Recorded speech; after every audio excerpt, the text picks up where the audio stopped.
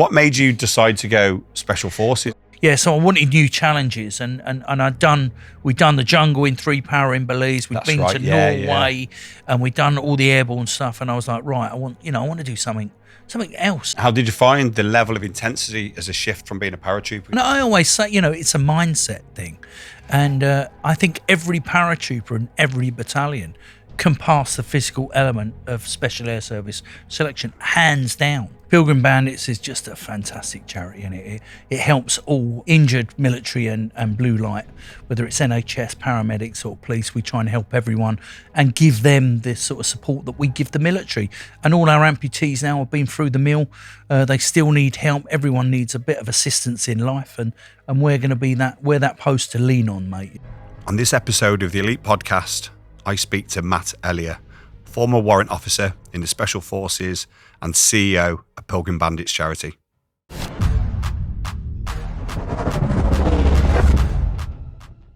Matt, how you doing? Good to see you, mate. Yeah, you too, mate. Thanks for coming up and seeing me. We've been threatening it for some time now. Yeah, just been pinning you down and getting you up here, but you're obviously up here anyway, aren't you, for something? Yeah, we're here tonight. Brilliant in the beautiful Liverpool, back where some of our roots all belong, and we're going to run the Pilgrim Bandits annual charity dinner, and we're going to be in the Crown Plaza. And you and the missus have got an invite, and we can't wait. We're going to have some brilliant people, raise some great money, and have a good night. Brilliant, mate. I'm really looking forward to it, actually. It should be great. I mean, the last time you were up, actually, I was out with you at another charity event.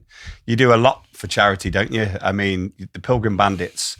I think the first time I saw them was I was out at the 75th for Arnhem, was it? Was it the 75th? Yeah, we done that. Yeah, so 75th was 5 years ago now. That was this year has been our 11th year we cycled out to Arnhem. So Pilgrim Bandits is just a fantastic charity, and it helps all military, injured military and blue light, whether it's NHS, paramedics or police. We try and help everyone and give them this sort of support that we give the military. And all our amputees now have been through the mill. They still need help. Everyone needs a bit of assistance in life, and we're going to be we're that post to lean on, mate. We're the halfway house between the individual and the big charities. We're the ones that get things going and make things happen. So, yeah. Yeah, they really do as well. I know quite a few people have actually had input and had things off them, whether it's been like, sponsorship towards courses. Yep. I mean, real grassroots stuff as well, isn't it? Not just like people that are severely injured. No. It's like guys that are in a bit of a pickle at the time, which it happens, doesn't it? Do you know what I mean? They get out, they're in between jobs. And I know you help so many people, mate. I mean, just firstly, I don't think I've met anyone in the industry that does quite as much for the veteran community as you. So thank you from all of the veterans for that. And I know that testament is shared by a lot of other people. And I know firsthand people I've worked with that have done stuff with you and you've helped them. What's it that got you, doing that? What got me doing it? I suppose unfortunately, it's the treatment that I first received in the military that really, I think I've always been a bit of a charitable individual.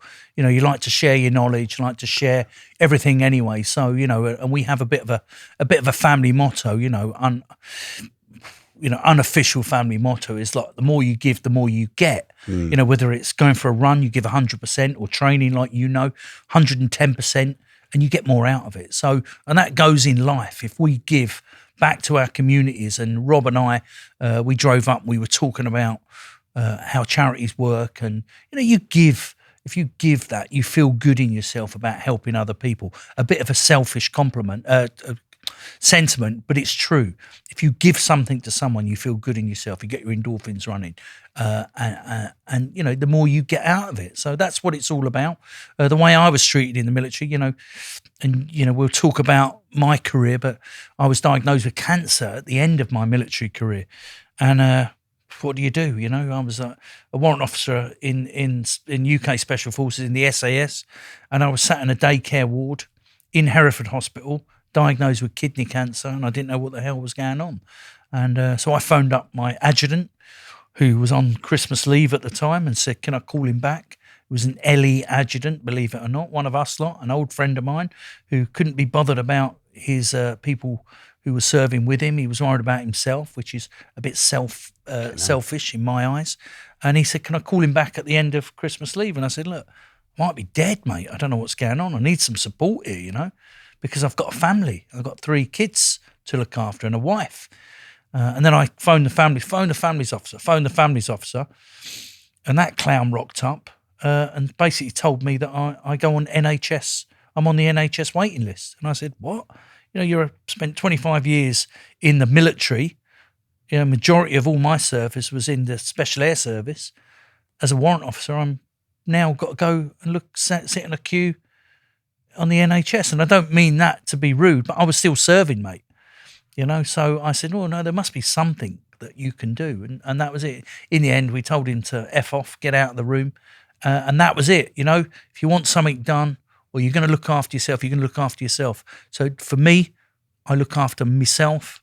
I look after my family. I look after everyone around me. And I don't expect anyone to look after me, because when I expect someone to look after me, it never happens. Yeah. So I'm selfish. I look after myself. So you're basically just trying to do for others what you never had for yourself. Then. Exactly that. Yeah, that makes exactly perfect that. And it's lovely. You feel good in yourself. If you're helping someone, you're only doing good, mate. Yeah. How did things work out with that situation? Because I've not really spoke to you in much detail about this. No. So yeah, in 2013, I was diagnosed with kidney cancer. We didn't know what was going on, so where we got it. So I spent 2 weeks in a daycare ward, the miners ward on the A&E in Hereford. And then I was told to go home, enjoy my Christmas, because we didn't know how long it was going to be. Didn't know whether I was on, initially we had some sort of chemo stuff trying to attack it, but my consultant stopped that and said, we're going to get it out, because the kidney it was serious, it was catastrophic.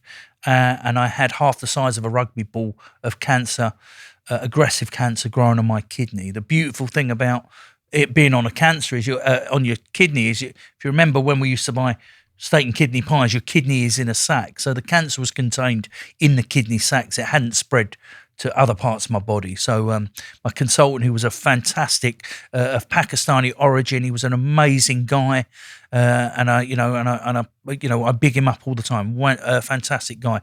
He said, "Matty, get in here. First day of the first new year in 2014, I'm operating."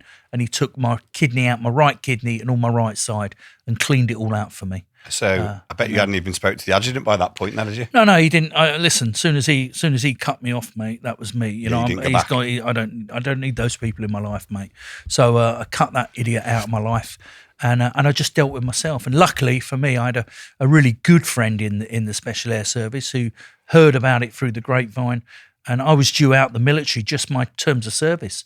After 25 years, I was due out in the end of the February, and he extended, like they can do, he extended me for 3 months, which gave me, I didn't ask for it, I didn't want it, but he done it because he wanted to help. Yeah. And I that gave me the recovery time. And then as soon as that time was up, unfortunately, my mind was made up. If people are going to treat me like that, then I don't owe that regiment anymore. Do you know? Did that leave a bit of a bitter taste? Yeah, in your it mouth, did. It just individuals, not the whole regiment. Of course. And I can tell you now that process has changed, and it's changed for the better. We've got some fantastic people in all of our parachute regiment. Support our paras, the associations, in the SAS Association. They just do great things, and they're getting better and better. And I think all charities work together. We work really well together, and we try and help each other out where there's a shortfall, where we can have an effect. We are a very small charity, but we have very small protocol and procedures, and we can react fast. So that's what the Pilgrim Bandits is all about. Not just helping people. We give people confidence by climbing Everest, putting the first double amputee on the top of Everest, parachuting over Mount Everest, cycling the whole of New Zealand. We just come back from Central America. We've done paddling in Central America, then diving, and then next year, our diary is even fuller. We're off to Vietnam. We're going to paddle up the Mekong Delta, double amputees, triple amputees, guys with motor neuron disease, in the midst of the jungle, living off the land, paddling up the Mekong Delta where the US SEALs, and I want to bring some American guys with us and feel some of that history, because we've never really touched that part of the world. And we're going to paddle up there. We're going to do some gnarly stuff in Vietnam, and then we're going to chill out. We're going to get to the hotel. I'm going to bring all the families over. I want the kids to enjoy Vietnam, somewhere different, and then we're going to do some like tourist stuff, Sounds amazing. It really does. I mean, that sense of adventure that you obviously had as a younger man isn't stopped, has it? No. There's so much, we got to do. Yeah, absolutely. It really is. I mean, talking about as a younger man then, because obviously you joined the army, you spent 25 years altogether in the army, is that right? Yeah. So, and I know you from the parachute regiment. We both served in 3 para together. And I remember actually stumbling across you when I think you were a lance jack or a full screw, was you? I think you were a lance jack when I first probably met a you, lance jack, to full screw. Yep. But and you kind of took me under your wing a little bit, which was really, I hadn't been in that long, but because I trained in martial arts and liked to do a bit of combat sports, and so did you. Yeah. You was a boxer, got together, did a bit of pads work, a bit of pad work, and had a little spar and stuff. And you were really good. I remember sparring with you because most people would say they were good, and you spar with them, and they weren't really that good. They just banged a few pads, but you were really good. I remember you catching me with a good few shots, and think, "Fucking hell, this guy's he knows what he's doing." You're a bit of a Cockney Y boy, weren't you? From is it London you were from? Yeah, just out. Yeah, well, we grew up in a place called Mitcham. Yeah, which is just on the outside. It's Croydon, really. It's part of London now, but it's Mitcham, Surrey, London Borough, Merton, and it was London's fairground back in the day. Grew up there. We were. I'm not gonna lie, we had a great childhood. Dad was a hard-working black cab driver. We used to call him Cab for Cover. He would work and do stalls and own markets and do things like that, and breakers' yards. And so we always had money. We were the only family on the estate to go to Spain every year, and everyone else was off to Butlins, although, we done Butlins as well. But we had a great family, great community in Mitcham and Eastfields Estate. Got up to the stuff that we all get up to as kids, nothing new there. But, I was army barmy, probably like you and your bro, I just wanted to play with action men, dress up in my granddad's war gear. My granddad was a sergeant major in the Second World War. And was he? Oh, there you go. I wanted to be like that, and that was it. I had the bug, mate. And then the Falklands kicked off. We were too young to go, but that was me. I was sold on the Paris, wanted to join the parachute regiment, and I was so proud to join, and then, meet fantastic people like you and all of our other friends that really sort of moulded where we are today. So what year did you join the parachute regiment? I joined 89. Okay, so literally, yeah. So well, I literally joined 88 and then was kicked out. Really? So Why? I still had an outstanding sentence, which I tried to hide, Oh, which is the wrong thing to do. Yeah. But young, naive 17-year-old, couldn't do it. And then I went, soon as I finished, went straight into 10 para, which is a reserve battalion, because I still had my sentence to serve. Done about 18 months with 10 para, and then rejoined Depot para in February 1990, and then passed out in September 1990. Wow.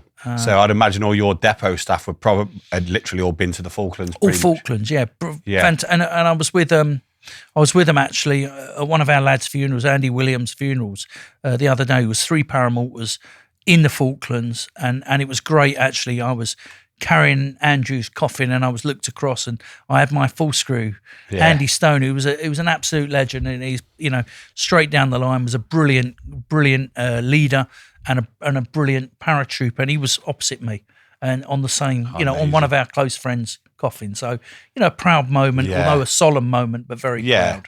I mean, your depot instructors always live rent-free in your head as well, don't they? Yeah, they do, yeah. Even now, I bet, isn't it? We're still like... Everyone says when they get posted to depot as an instructor, they're you walk around the camp to start with like terrified, don't you? Like, because you've got so many negative kind of emotions attached to it. But yeah, that's a really it must have been kind of going through depot then, say 8 years after the Falklands, flipping out. I mean, there must have all been vets from 2 and 3 para that had been on. We had one, 2 full screws from 1 para. They're all bloody, they're all good, aren't they? Yeah. Corporals in the parachute regiment at Depot Para are phenomenal, aren't they? And they know their stuff. But and that's what moulded us. I was quite fortunate. I worked hard, give 100%, and I got awarded the champion recruit in Depot Para. And so I had the choice of which battalion I was going to go to. Oh, did you give you the choice of that? Yeah, and I was going to go to 2 para because my platoon commander and one of my full screws was like 2 para Matty, but really my heart was in 3 para because I had my corporal and a couple of the other guys, and that's, you know, Gunji 3, Yeah. Woe Muhammad and all that. I was straight in, you know, I think I changed like on a day before, and to my platoon commander's distaste. And, yeah. But I went, you know, put on the green lanyard and marched up into Montgomery lines and joined my battalion, you know, which I was very proud of. A sliding doors moment there then. Flipping out, you could have had a whole different career if you'd gone I know, to two-para. yeah, I could have been ironing me bloody jeans if I went to two-para and marching everywhere, you know. So you came to, so there was at the shot at the time, weren't they, in 5 Airborne Brigade? How did you find that when you came? What company did you go to? I went to B Company, so I was 4 Platoon, B Company, that had a great history. You know, it was Mackay VC was 4 Platoon in the Falklands, and it still had that aura to that platoon then. There were still guys in the platoon who were in the Falklands War, you know, and they moulded us. It was, you know, hardcore, but it was a very professional, good professional outfit, you know, get through your, you know, your initial nervousness. And it was just good. It was a fit company.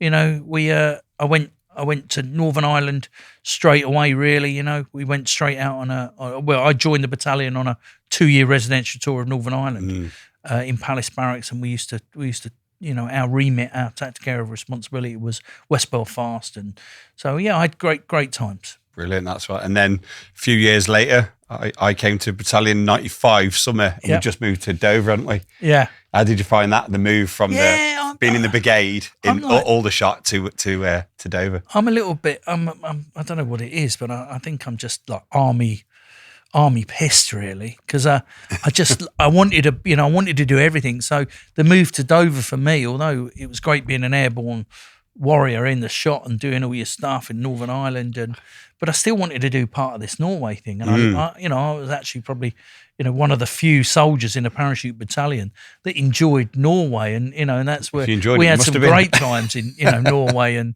I liked it. I liked the skiing. I liked the challenge of, you know, in cold weather and, you know, seeing everyone struggling and you know, and all that. It was quite icebreaking drills and all that. Yeah, it was tough. It was fun. It wasn't too bad though, because it's so dark. You're like literally 5 or 6 o'clock. You're done for the day, aren't you? Yeah. And you can't go out onto cold stag because you're going to just die, aren't you? Candle stag, isn't it? Yeah, candle stag. Yeah, candle stag. Yeah. Funny. But yeah, it was good fun there. Kit all over the place. Tent rhinos. Oh mate, yeah.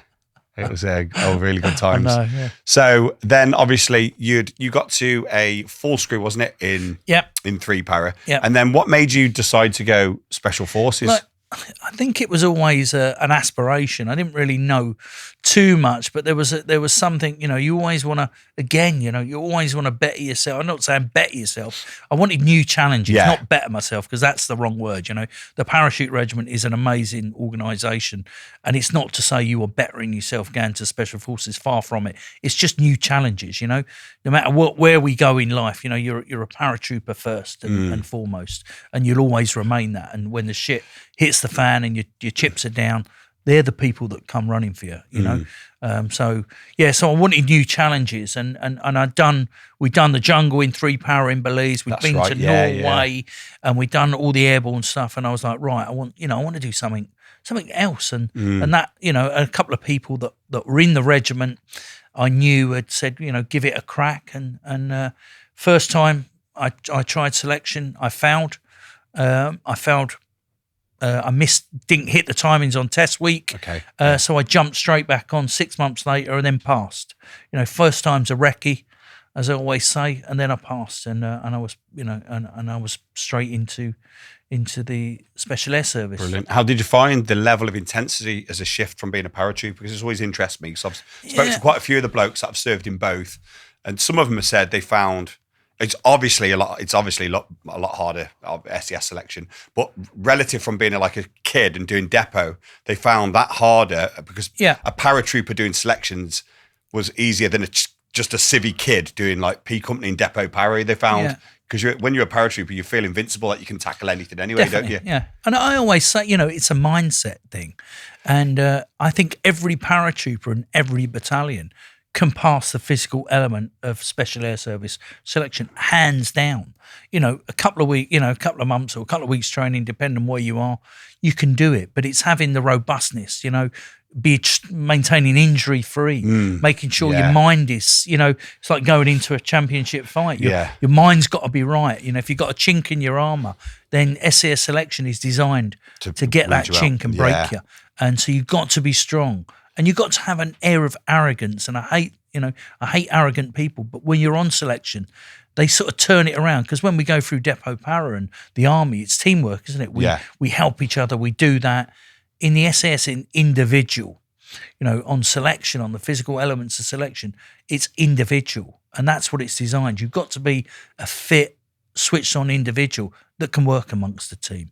You're not just a team. You can't rely on everyone, because most of the time in the Special Forces, you're on your own. You're out working with a small man, small section or a small patrol, and you've got to rely on your own skills, your own endurance, your own self-discipline. So that's what it's all about. You can't turn around and wait for your platoon commander or your platoon sergeant or your corporal to do it for you. You've got to do it yourself. You've got to think on your feet. So it's more, it's a great challenge. It's a thinking man's organisation. You say it's quite a different culture then? Oh, definitely different culture. Yeah, vastly different. Not far, not too, some similarities. Yeah, you've got to be a little bit more humble. You can't go around in the SAS calling everyone a crap out, because to tell you the truth, when I passed SAS selection, there was paratroopers calling me a crap out, and I was like, fair point. You know what I mean? So fair one, and And you know what it's like. You go on courses and you see these amazing soldiers, no matter what regiment they're from. Right? They're brilliant people. And they've done the same course and the same, it's hard. It's not impossible to pass.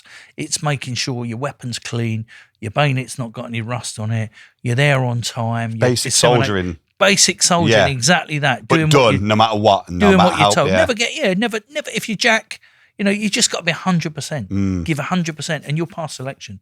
That's it.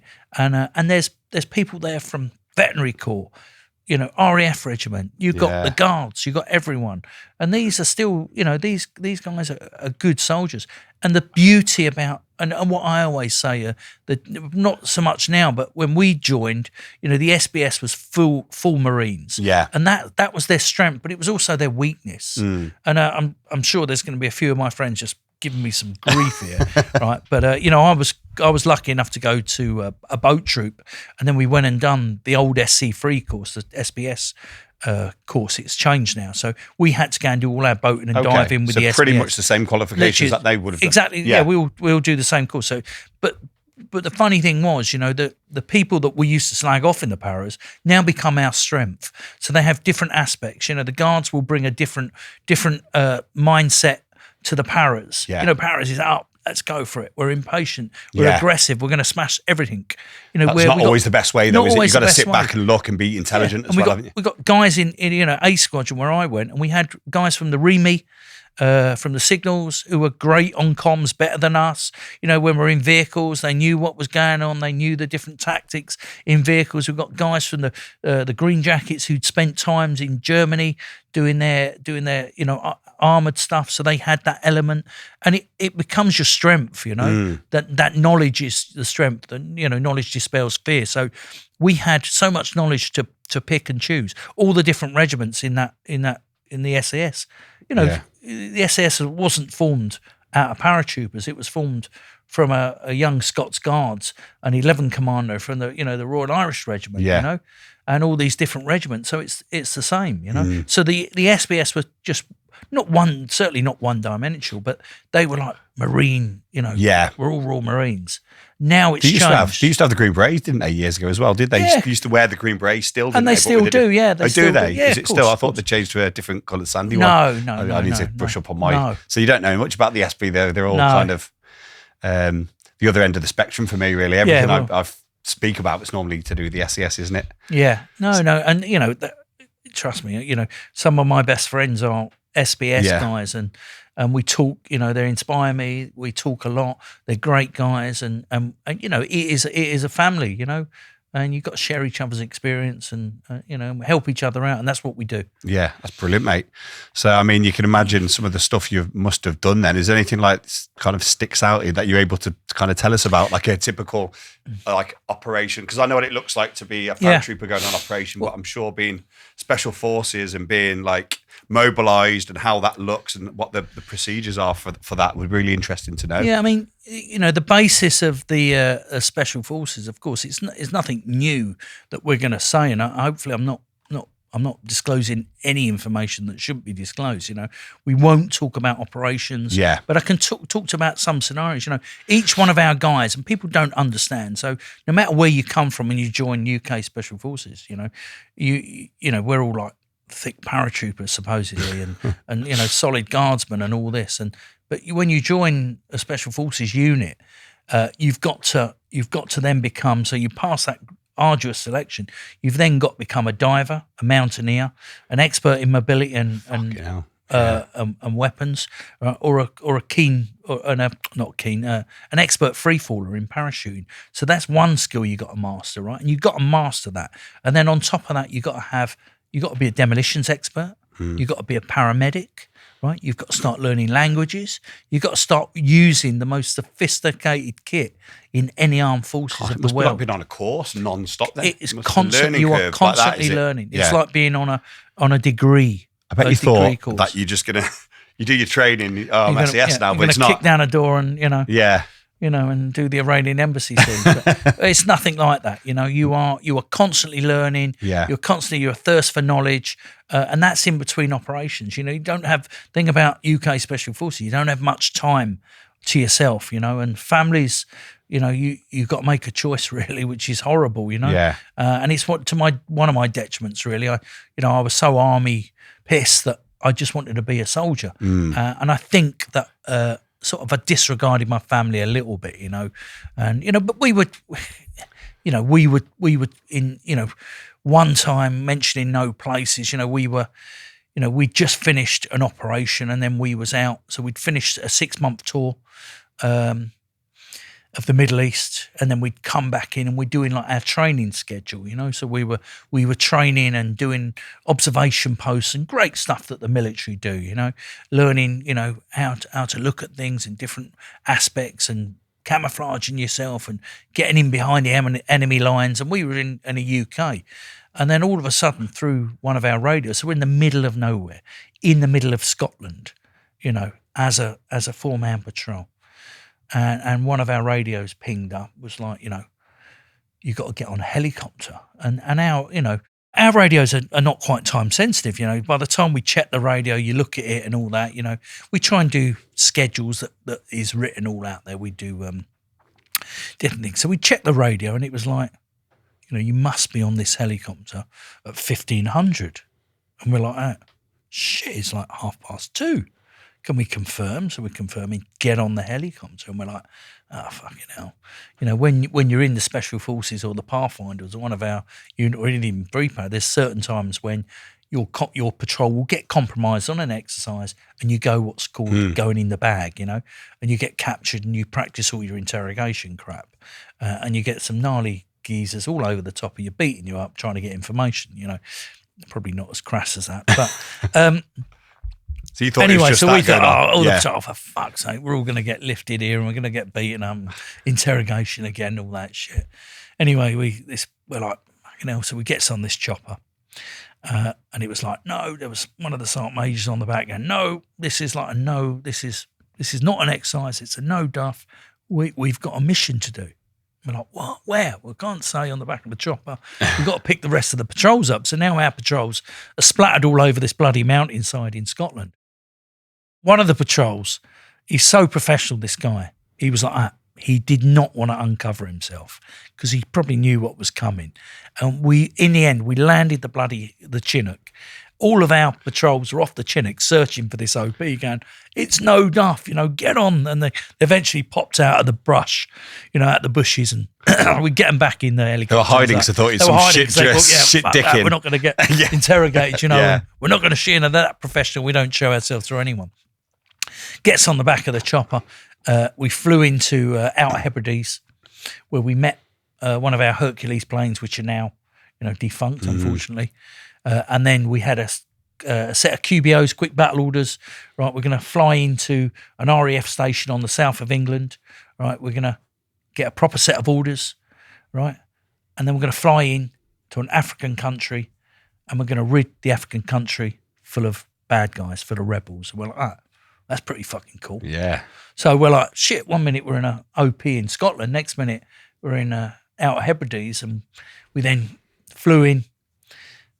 There was a big pile of ammunition. It actually reminded me of reading the book about the first Gulf War, Andy McNabb and all that, and Steve Mitchell and all these guys and whatever they were up to. And there was a big pile of weapons and all that. And it was like, right, they're like, right, that's your pile and that's the other mob's pile. There was two lots of us, different squadrons.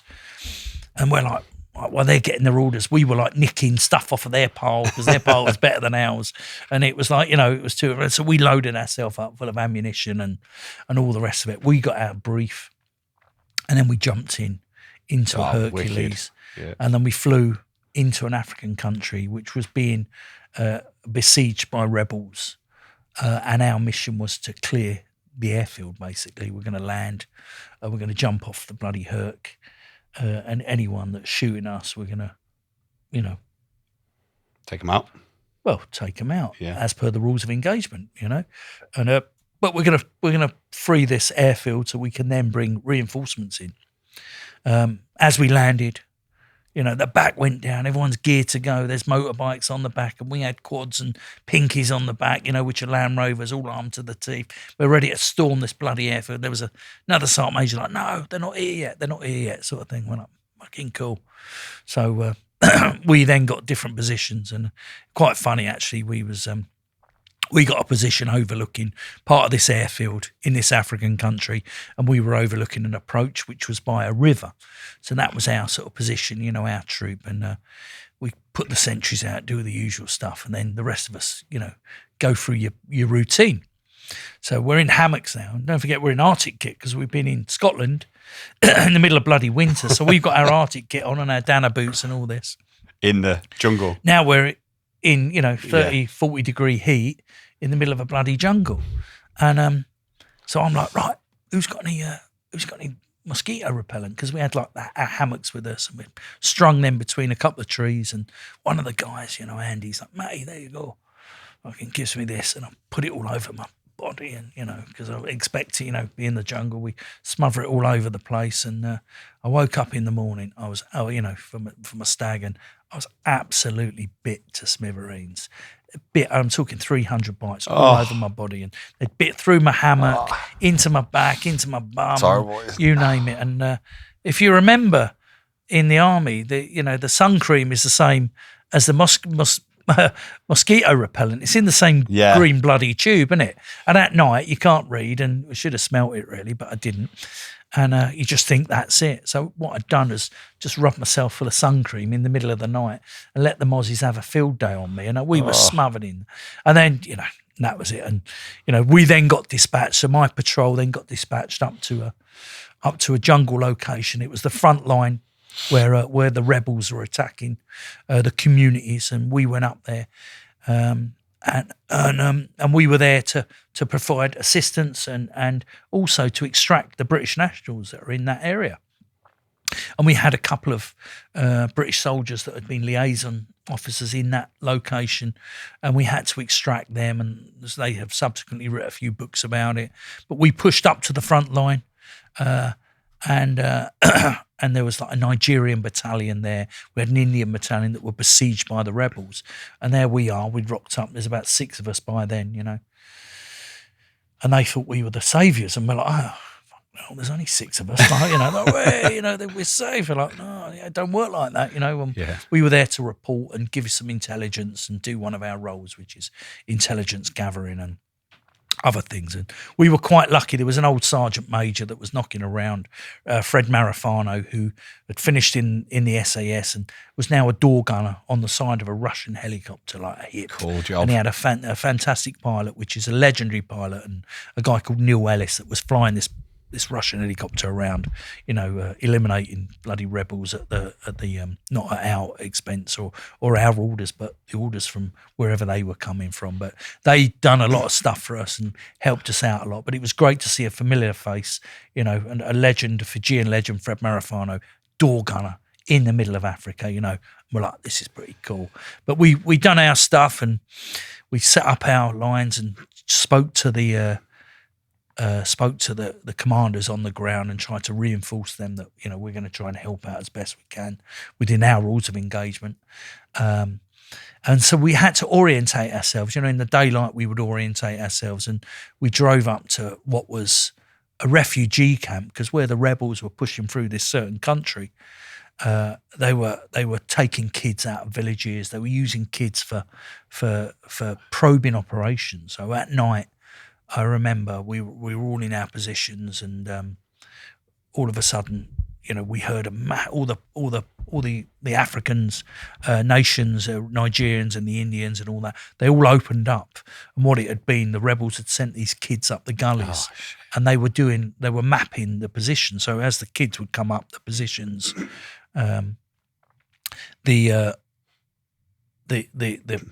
the force at the time, United Nations force, would open up, but the muzzle flashes would give their positions away. So the rebels were pretty switched on. They were mapping the positions of that. But unfortunately, it wasn't our shout. We couldn't have a shout. But we found out that some of these young guys that were being used were then interrogated by different nations that we had no influence or control over, and they were executed. So it was like rebels on rebels, African wars. We're trying to stop this. We're trying to bring British influence and try and tell them that we can't do this in warfare. There is a rules of engagement. There's certain things, but we followed one day up to the refugee centre, and we went round this roundabout, and then by then we had some Land Rovers pinkies rock up, and we were armed to the teeth. And I remember looking at the roundabout, and it didn't really register, first of all. And then we sort of all looked at each other in this Land Rover and went, "Did you just see that?" And what we'd seen was heads on poles. So where the rebels or the opposing forces were catching each other to show their strength, or as a deterrence, they were cutting their heads, the young kids' heads off, or the rebels' heads off, or whatever it was, the fighting force heads off, and they were putting them on poles, and they were displaying it on the centre of this roundabout. And every week we were there was more heads, and they ranged from children up to adults, and we were like, they couldn't get it across, and we were protesting, and we were reporting back, and we were trying to stop this, but in their mentality, in their sort of in their warfare, what they were taught, this was normality. Yeah. And we went through tough times. We held that line, and we were supporting on the British government. And then, luckily for us, we had the Airborne Brigade and land and support that country. And then, luckily for the British and the British influence, and we were proud to be part of that. We sort of created a stable enough environment for that government to take over. So, that's it. It was an interesting special forces operation. One minute you're sat in an OP in Scotland, next minute you're in the middle of the jungle, potentially fighting a rebel force in the middle of Africa. Yeah. In a 12-hour, 24-hour period. And that's what we done. Yeah. That is why, and we can do that because we have so much different skill sets. We don't rely on the medics, we don't rely on DEMS, we do that ourselves. If someone's injured in my patrol, then, I'm a patrol medic, paramedic, then we can deal with that, up to minor surgery. That's what we're taught. So all of that stuff, we must be integral to ourselves, and we must work behind the lines where there's no support. That's what the SES is all about, and SBS. Sounds really exciting, doesn't it? And it's great stuff. Because it's such a small group as well, isn't it? I mean, to mobilise them, because they've got to be quick. That's the whole point of the SES. They've got to be there, haven't they, within so many hours. And I mean, even the Airborne Brigade, I don't know how they're ready to move, but they're ready to move within a few days. I think, I can't remember how many days it is now, but within a few days, but ideally, you know, a couple of days, isn't it? Yeah, I mean, you've only got to watch the news, haven't you? What's going on around this country now, you know? Yeah. The MACP, you know, military aid to civil police is becoming more and more prevalent. And, you know, as soon as we had the latest terrorist attack, which was shocking, against a synagogue, you know, we have the Blue Thunder landing, don't we? And the news loves it, don't we? The SAS are landing in the Blue Thunder and you know, everyone's saved. And, you know, these 4 guys jumping off the helicopter, like, bloody hell, like, you know. Do you think that's going to happen more and more? Of course it is. You know, this country is under threat, a lot of threat at the moment. Yeah, do you want to talk about that a little bit? Because I know definitely. I've seen you on GB News, flipping all the time, actually. How many times have you been on there? Oh, gosh, I'm on, I try, you know, we're on there most weeks, really. And most weeks? Yeah, wow, yeah. You know, a few times a month. Definitely. So you're, you know, obviously with your background in the SES, you're very passionate about military, as we know, and veterans and also the treatment by the government as well, isn't it? That's a big problem, and the way that the landscape of the country is going at the minute. Yeah, would you mind getting your opinion on that? I mean, you know, it's a passion of mine. Yeah. You know, we've had successive governments that have taken veterans for granted, you know, and now we're working trying to change policy, you know, because for me, there's 1.8 million veterans, you know, speaking to the last Veterans Minister, Al Kearns, who was an SBS guy, publicised, you know, I always say, you know, he's a bit self-proclaimed, becomes a veteran minister, and I tell you what, nothing's changed. In fact, it's got worse. You know, before that, the Conservatives put in this, you know, trying to help veterans a little bit better. It's all hearsay. What we've got in this country, and we had to tell, you know, I had to stand there and tell the statistics to the Veterans Minister, and there was witnesses there, so I don't care any comeback. They can come straight back at me. You know, a Veterans Minister who didn't know how many veterans were in this country. He didn't know how many homeless. And his comeback was, well, I've been in the job 5 weeks. Well, if you're in the bloody job 5 weeks, you should know every statistic. You know, stop cutting around, giving yourself, you know, bigging yourself up. You need to know what, you know, we're all about and what veterans are all about. You're one yourself. So we've got 1.8 million, roughly, around veterans in this country, you know, and we're not being supported. You know, if we support veterans correctly, you know, we're all veterans sat in this room, right? Every veteran's got a wife and children, you know. We need to be supported. You know, if we get the veterans piece right, then we get great foundation in this country. You know, veterans make this country. You know, they are intelligent individuals that have fought all over the world. They've been trained to a huge, you know, to a huge level in different skill sets. All right, we need to be landing in this country and seeing, you know, please thank your veterans, and the flags that we get in the United States of America, you know, thanking veterans. That's what we want in this country. If we get the veterans piece right in this country, it's going to influence defence massively. It will help recruitment. Recruitment, retention, think about your pensions, think about all that experience that veterans have got. We are the biggest community in this country. Wow, you don't think about it like that. You don't think 2 about million it of like us, that. yeah, I So suppose. 1.8 million, right? Everyone's got a missus. So times that by 2. Tell me another community that is ingrained under the same beliefs, you know, have gone through the same experiences, right? There's not a community the same as us. No.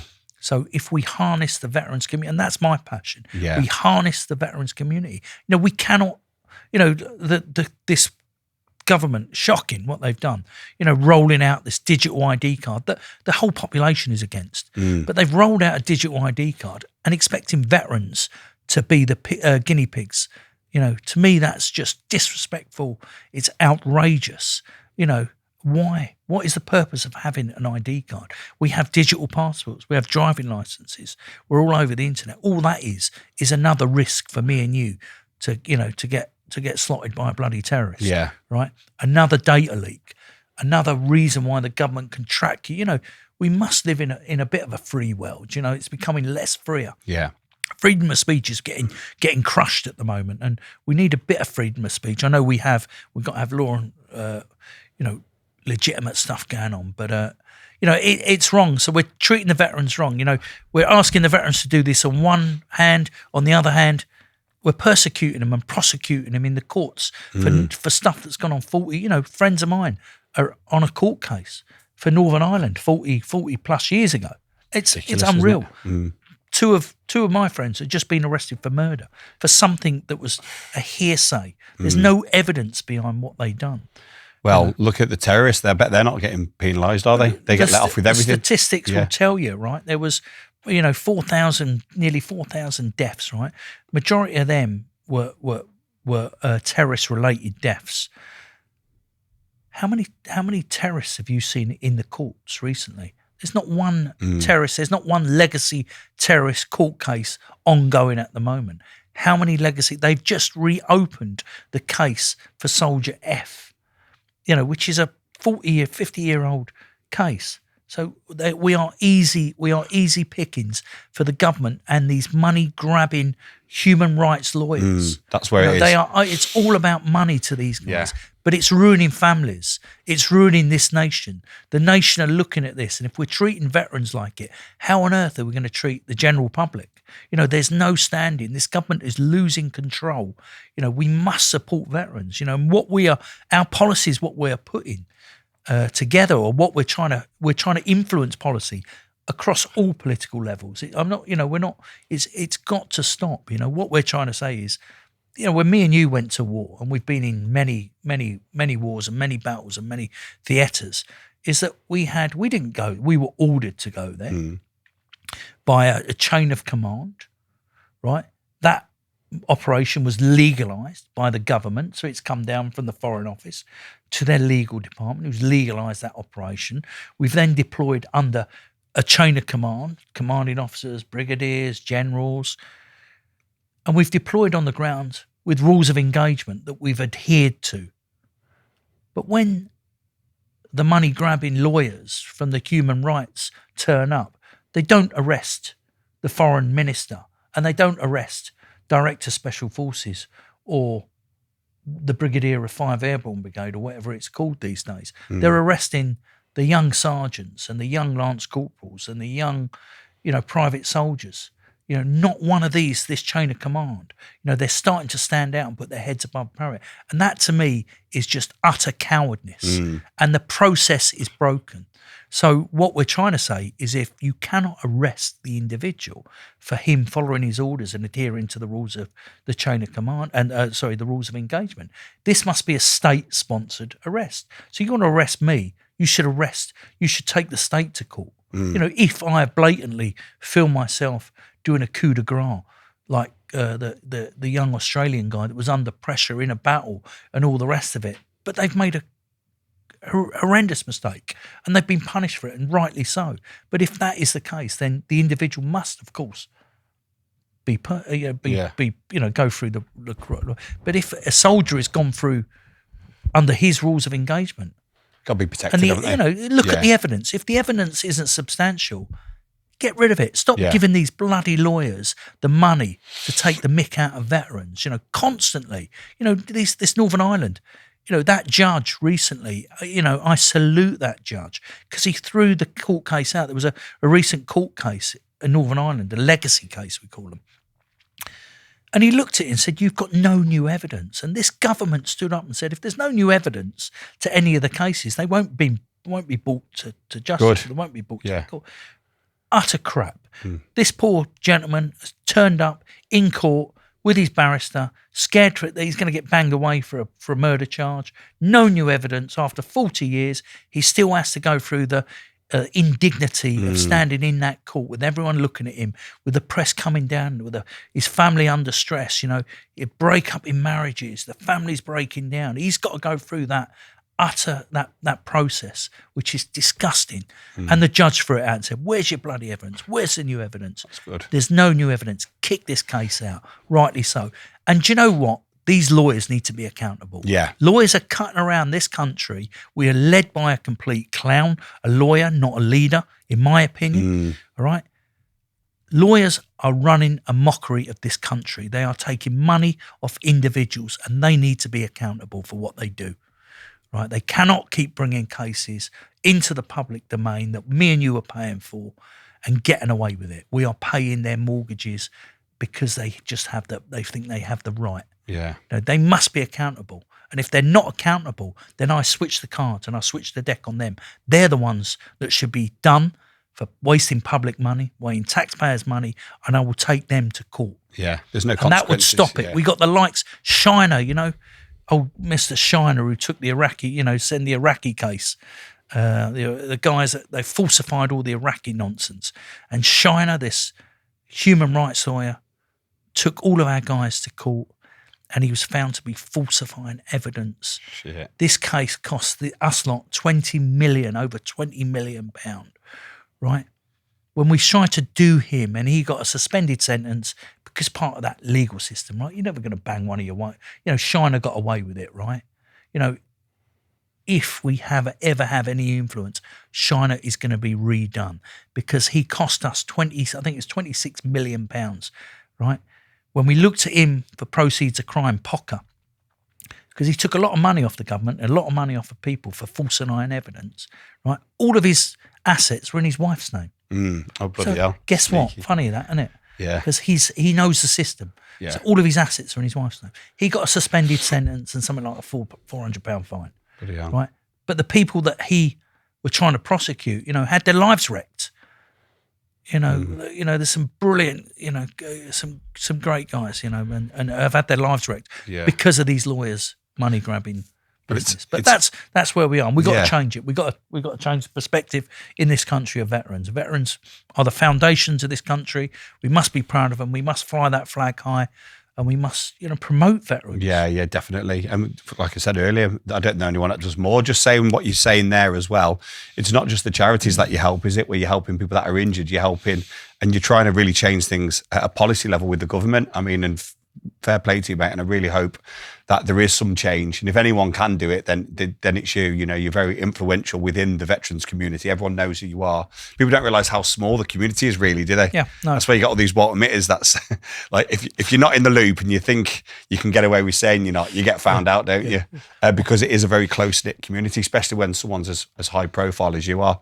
And all the stuff you do with the charities and all the stuff you've done in the past really does kind of show mental resilience in all areas of your life. And I know we're talking about things earlier, talking about resilience, and you said, well, being a veteran and doing hard stuff is resilience, but what if you've got no legs? Do you know what I mean? That's real fucking resilience, isn't it? Some of the veterans that you're working with, or what if something really bad in your life happens, has happened to you with your son passed away, didn't he? Unexpectedly. Do you mind? Young Jordan. Resilience is a big thing in our life, and we're quite lucky to be involved in a couple of things together. And Total Combat, amazing, and we talk about business resilience, how we're going to business continuity and doing things like that. But resilience really is, it's how you can. It's like being a fighter when you get knocked down. You don't know you've got resilience until you've been knocked out. And what's a knockout? In our life, it's for my guys who are part of the charity, some of the most severely injured men and women this country's ever seen. For us, it's like, hungover, I'm going to get out of bed, I've got to go to bloody work. For them, it's getting up in the morning, in base camp Everest, and getting up an hour before everyone else in the freezing cold, so they can manage their legs, their stumps that have been blown off in Afghanistan or Iraq or Northern Ireland, making sure that they're properly creamed, there's no scabs or there's no sores, or adapting to them, making sure they're strong enough and they've got enough food in them, because they use 300% more energy than me and you just to walk, and then making sure their legs fit. And then after they've done all that, then we're starting to rise up. So an hour later, that's called resilience. And they do that every single morning. For me, I look at that and they inspire me. Yeah.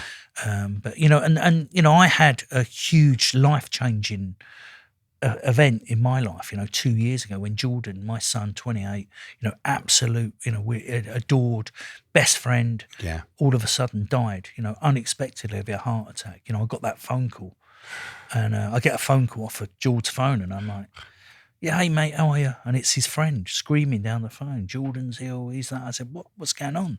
And I'd just come back off the charity boat. It was a beautiful summer's day in June 2 years ago. And all of a sudden, my life's turned upside down. And I've done a lot of sort of trained in medicine. We do a lot of medicine through what I've done. And all of a sudden, he's on the phone. I said, right, stop waffling. Have you got a paramedic there? Yeah, give me the paramedic. speaking to the paramedic. I said, right, Mr. Hellyer, it's like Dawn or whatever. I said, okay, Dawn. Now stop. Let me tell you what's going on. We've been working on him for 15 minutes. I'm like, what? Your son, is he responsive? Has he got a pulse? You know, is the defib working? Not working yet. It's not working yet. We're trying, mate. We're trying. The heli's here. We've got to get your son onto the heli. And I'm like, what the fuck is going on? You know, I've just come off a boat in the best, you know, and all of a sudden my son's fucking dying on the end of the phone. So I'm like, fucking hell. So I'm like, shit. So I'm like, where's he going? Where's he going? We're taking him to Worcester now. So luckily, you know, in we have a faculty of doctors and professors that have supported us. So my first phone call was to an amazing friend of mine, Professor Hugh Montgomery, who's a professor ITU, intensive care. And we have this conversation as I'm driving now at fucking Mach 3 to Worcester. And don't forget, I'm on the south coast. Yeah. And I'm driving to Worcester, which is a 3-hour fucking journey. And I'm just thinking, fucking hell. My 28-year-old son, who was on the phone to me, you know, that the night before, we're having a fucking laugh. He's now getting loaded on a fucking helicopter. So I'm like, Hugh. And he said, Matty, give me the rundown. So I'm like doing right. He said, we suspect he's had a heart attack. He was found by his friend. So as it transpires, he phoned up his mate. They were doing Xbox before my son was a climber, professional climber. So he's fit. Yeah.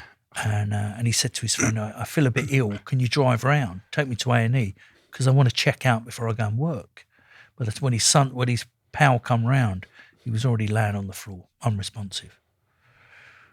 So I'm telling that to Hugh, and he said, how long has the paramedics been working on him? I'm like, it's 15 minutes. Is the defib working? Defib's not fucking working. And then it's silence. And he's like, Matty, you know. I says, yeah, I fucking know. Shit. He said, you know. He said, but I'm speaking to Worcester now. They're going to get the best fucking crash team. They're going to get the best people. Everyone's going to meet him. We're going to give him every chance.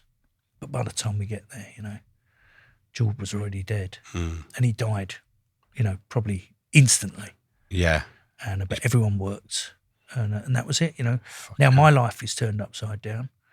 You know, out of helping people, now I'm the one that needs the fucking help. I know. I remember when I heard about it and thinking, fucking, like, Matt helps everyone. It's fucking unfair that that's happened. You must have felt that yourself. Yeah. I mean, you do. I mean, you know, and I had a wonderful nephew die at 3 years old, got run over. Yeah, recently as well. And we question everything, you know. Yeah. And you know, sometimes you lose your faith and sometimes you gain faith out of it. And, you know, what can we do? You know, life is fucking hard. Yeah. It can be hard or it can be easy. You know, you don't know how long we're going to be there. We don't know how long we're going to be here. And you must live life to the full, not fucking mince around watching Jerry Springer or some other crap TV. You know, not that Jerry's crap, sorry, Jerry. But you know, not sitting around wasting your life. You must give 100% because you don't know how long it's going to last. You know, try and be nice to everyone. And Rob and I was talking on the way up and we were talking about, you know, some of our friends that have just died and we've had grief and families are at each other's necks and we're like, why? Yeah. You know, we need to put this sort of stuff to bed and, you know, have an amnesty with each other. Yeah. It just pain is going to rip us all apart. Yeah. You know, just try. If you help people, you feel better. Yeah. You know, my solace is that George's up there. He's with us all the time now. Yeah. We never let him die. You know, my young 5-year-old son, we talk about George. I was talking about him last night. You talk about him very openly as well. And for me, because I've not experienced grief to the degree you have, you know what I mean? Yeah. My dad's passed away, as you know, and I spoke to you about it and you got me some help because I'm not very good at processing emotions at all. I just don't have them. But you try and hold them in, then I just become a bit of a twat, to be honest with you. That's how it comes out with me. I'm just not very nice to be around.